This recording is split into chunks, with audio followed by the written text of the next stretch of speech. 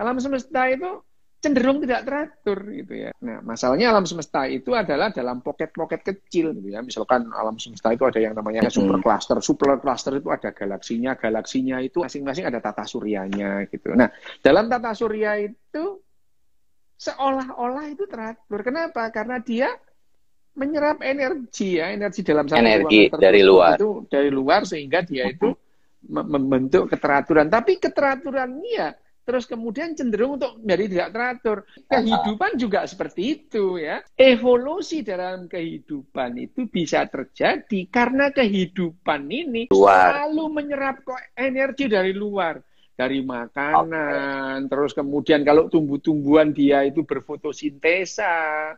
Dalam hal ini dia menyerap energinya matahari, membuat entropi itu menjadi berkurang gitu ya. Akhirnya kehidupan itu self-organizing gitu. Nah, dari self-organizing itu terjadilah improbable tadi.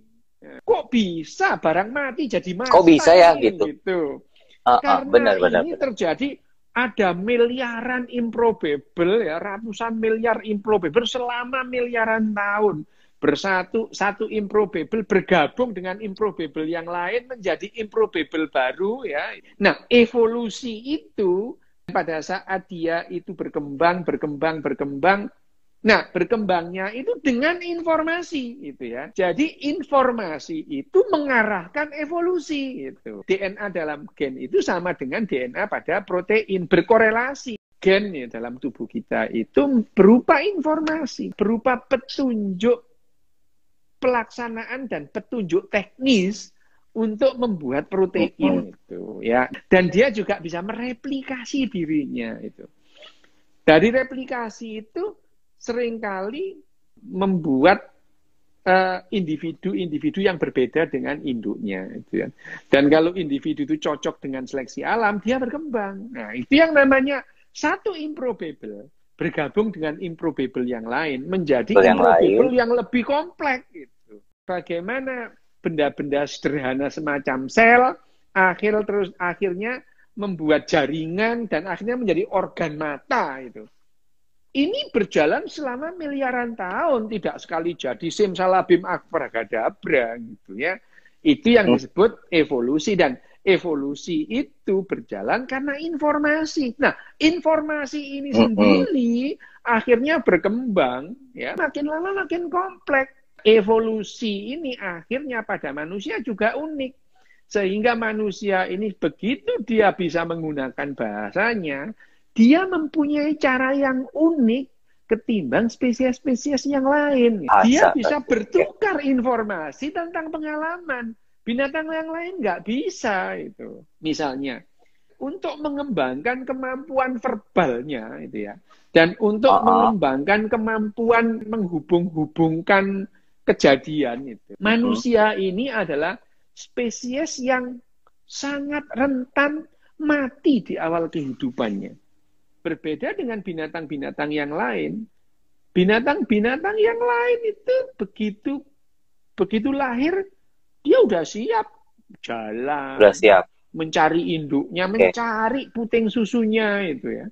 Manusia tidak, bahkan manusia itu sampai berumur 3 tahun, 6 tahun dia belum siap untuk hidup. Otaknya belum berkembang. Nah, ini investasi yang diberikan oleh nenek moyang spesies manusia ini. Nah, itulah membuat ikatan kelompok ya. Individu-individu yang memberikan kasih sayang luar biasa kepada anak-anak itu diperlukan. Kalau ada ibu-ibu yang kayak gitu, dia tidak kompatibel dengan seleksi alam gitu ya. Dan sifat yang begitu tidak menurun itu. Kenapa lah anaknya mati gitu ya?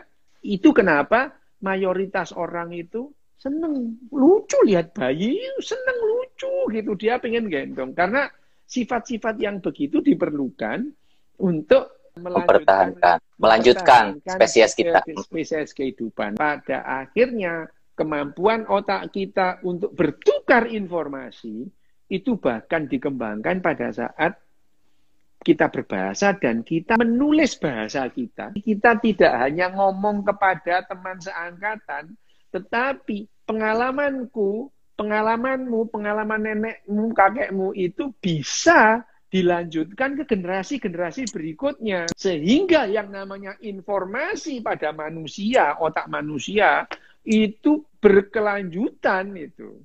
Berkelanjutan dan akhirnya yang kamu ketahui sekarang itu adalah akumulasi dari pengetahuan sejak Plato sampai sekarang.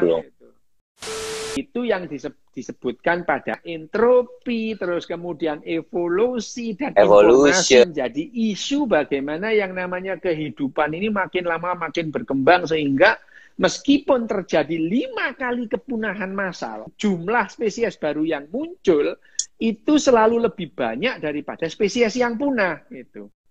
Nah, tapi kenapa ngomong-ngomong kok banyak spesies punah? Itu tadi, pada saat kemudian kehidupan kita itu mendapatkan energi, dan dia melepas sisa dari kegiatan yang dalam sistemnya itu, dan dia membuat entropi yang sesungguhnya kepada alam keseluruhan.